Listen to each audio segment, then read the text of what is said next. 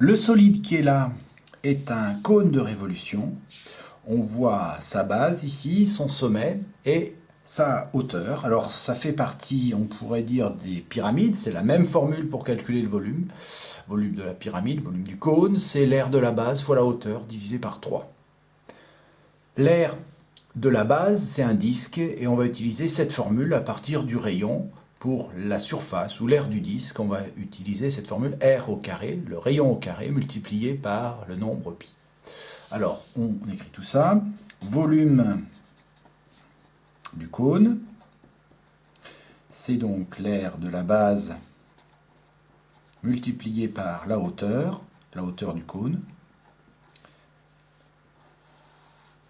divisé par 3.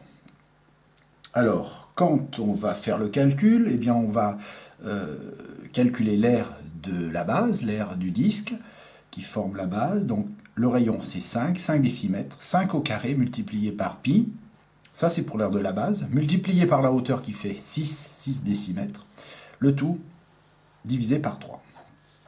Si on poursuit le calcul en faisant 5 au carré, c'est-à-dire 25 fois 6 divisé par 3, on va obtenir 50. 50 fois le nombre pi. Et ce résultat-là, c'est le résultat, le calcul du volume de façon exacte. On a calculé exactement le volume. Maintenant, on peut remplacer pi par une valeur approchée, par exemple 3, et du coup, on n'aura plus la valeur exacte. On va avoir une valeur approchée du volume. 50 multiplié par 3, ce qui va faire 150 décimètres cubes. Donc ça, c'est le volume du cône de façon approchée, pas exacte. Et là, c'est la valeur exacte du volume du cône.